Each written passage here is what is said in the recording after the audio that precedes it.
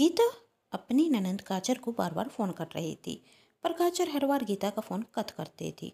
यही सब देख गीता और परेशान हो जाती। उसके मन में कई सवाल उठने लगे। कहीं दीदी को कुछ हो तो नहीं गया। कहाँ तो था 8 बजे तक आ जाएंगी, पर अब तो 10 बज गए, पर काजल अभी तक नहीं आई। गीता फिर से काजल को फ़ोन करती और बार बार जब काजल गीता का फ़ोन नहीं उठाती तो वह खुद काजल को ढूंढने चली जाती। काजल अपनी फ्रेंड की बर्थडे पार्टी में गई थी और गीता के फ़ोन आने से वह डिस्टर्ब हो रही थी।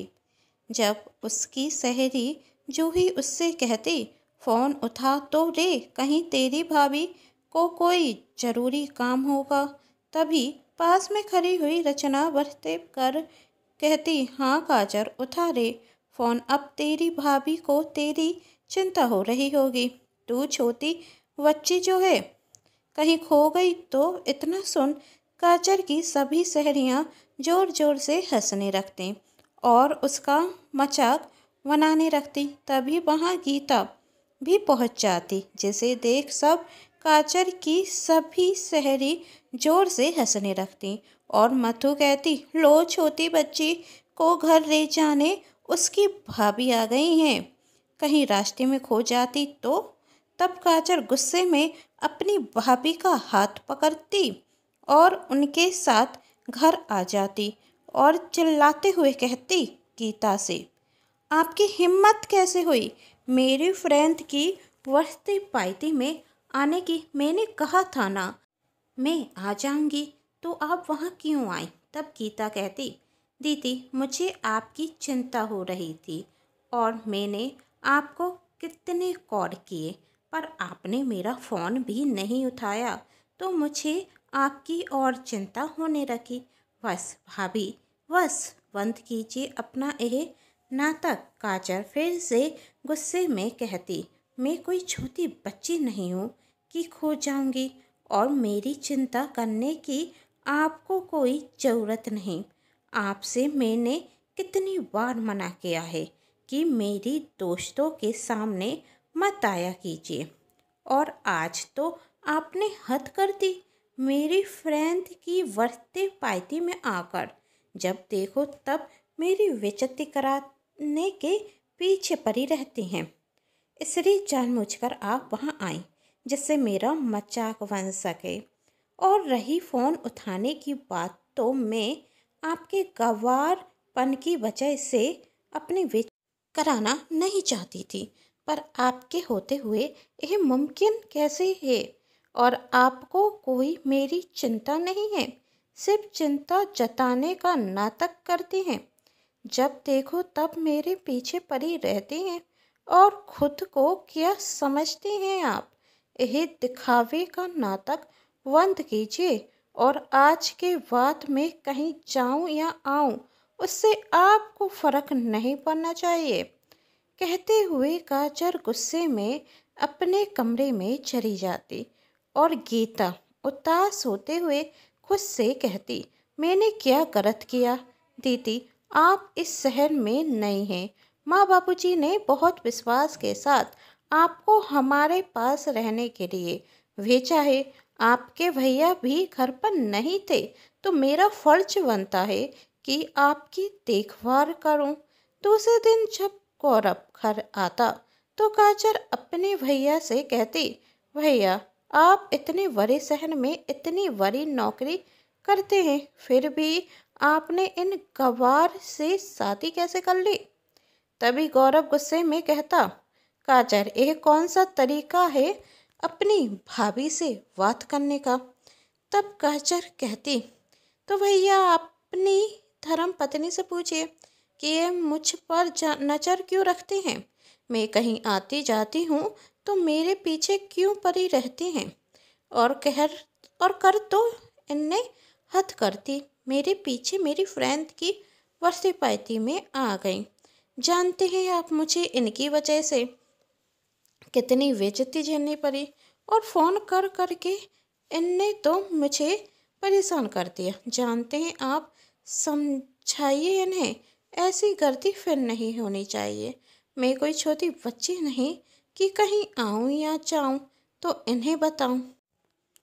तब गौरव काजल को समझाते हुए कहता, काजल, यदि तुम अपनी भाभी का फोन उठाकर कह देती कि तुम्हें आने में वक्त लगेगा तो वही वहाँ क्यों आती, और रात के 11 बज चुके थे। तुम आने में इतनी देर करोगी तो तुम्हारी भाभी को चिंता होगी ना, और यदि उसकी जगह मैं होता तो मैं भी यही करता। तुम्हें तो खुश होना चाहिए कि तुम्हारी केयर करने वाली इतनी अच्छी भाभी हैं। बस भैया, अब आप तो बस कीजिए। डाइनिंग टेबल से काजल सेब उठाते हुए कहती, जब देखो तब आप भाभी का ही पक्ष लेते हैं। आपको तो इनमें कोई गलती नजर आएगी नहीं। मैं कॉलेज जाती हूँ, देर हो रही है। कहते हुए काजल गुस्से में कॉलेज चली जाती और गौरव काजल को आवाज लगाता, पर काजल नहीं सुनती। तब गीता कहती, अरे वही बच्ची है, जाने दीजिए ना, आप अपना नाश्ता कीजिए। तब गौरव कहता, अब काजल इतनी छोटी भी नहीं रही, और यदि वही बात बात पर तुम्हारा अपमान करेगी तो मुझे यह बिल्कुल पसंद नहीं आएगा। कहते हुए गौरव भी चला जाता और काजल जब कॉलेज पहुंचती तो जूही कहती, क्या हुआ, बहुत गुस्से में दिख रही है। तब काजल कहती, यार तू तो ऐसे पूछ रही है जैसे तुझे कुछ पता ना हो। कर मेरी उस गवार भाभी की वजह से कितनी बेइज्जती हुई मेरी। मधु और रचना ने कितना मजाक बनाया, और आज जब मैंने भैया से उनकी शिकायत की तो विश्वास नहीं करेगी, भैया मुझ पर ही उड़ता गुस्सा होने लगे और मुझे समझाते कि वह गवार कहीं गलत नहीं है। अब तू ही बता मैं क्या करूं। बस कर काजल, और कितना गुस्सा दिखाएगी। मुझे समझ नहीं आता तू अपनी भाभी से इतना नाराज क्यों है, वर्की तुझे तो खुश होना चाहिए कि तेरी इतनी केयर करने वाली भाभी जो है, जो हर सुख दुख में तेरे साथ है। तू बहुत खुश नसीब है जो तुझे इतनी प्यार करने वाली भाभी मिली। और रचना और मधु को तो तू जानती है, उनकी तो आदत होती है दूसरों का मजाक बनाने की, दूसरों को नीचा दिखाने में उन्हें खुशी मिलती है। कॉलेज की सबसे ज़्यादा घमंडी लड़की कहलाती है वह। मैं तो रचना की वर्षते पार्टी में जाना भी नहीं चाहती थी, बस तेरी जिद के कारण जाना पड़ा। हाँ तू तो कहेगी ये सब, आखिरकार तेरी भाभी ग्रेजुएट है, बड़ी कंपनी में नौकरी करती हैं, बार बार फ़ोन करके परेशान नहीं करती। तू कहीं आए या जाए उससे उन्हें कोई फर्क नहीं पड़ता। तुझे वही बंदिश में नहीं रखती। इसे बंदिश नहीं चिंता कहते हैं काजल, और मैं चाहती हूँ मेरी भाभी मेरी फिक्र करे, मेरी परवाह करे। कहते हुए जूही की आंख में आंसू आते और वही वहाँ से चली जाती, और काजल देखती जूही तो अपने नोट्स मेरे पास भूल गई, और वह उसे जब नोट्स देने उसके घर जाती तो देखती जूही का हाथ सब्जी बनाते हुए कट गया है और उसके हाथ से खून निकल रहा है, जिसे देख पास में खड़ी हुई जूही की भाभी उस पर चिल्लाते हुए कहती, कोई काम तुमसे ढंग से नहीं होता ना, जब देखो तब काम ना करने के बहाने ढूंढती हो। मेरी बात याद से सुन लो, 2 दिन तक नौकरानी नहीं आने वाली, इसलिए सारे काम तुम्हें करने हैं। यह चोट का बहाना मेरे सामने मत करना। काजल सोच रही थी कि उसकी भाभी को उसके हाथ में रखी चोट की चिंता नहीं, उसके बहते हुए खून की चिंता नहीं, पर घर के काम के लिए उससे पर इतना गुस्सा हो रही है। यही सब देख काजल को बहुत बुरा लगता और वह जल्द से घर जाकर अपनी भाभी के करीब रख जाती और कहती, भाभी आप हमेशा मुझसे इसी तरह प्यार करती रहना, मेरी केयर करना, अब मैं आप पर कभी भी गुस्सा नहीं होंगी। तभी गौरव भी वहाँ आता और कहता, चलो अच्छा है, देर से ही सही, तुम्हें अपनी भाभी की कीमत तो समझ आई।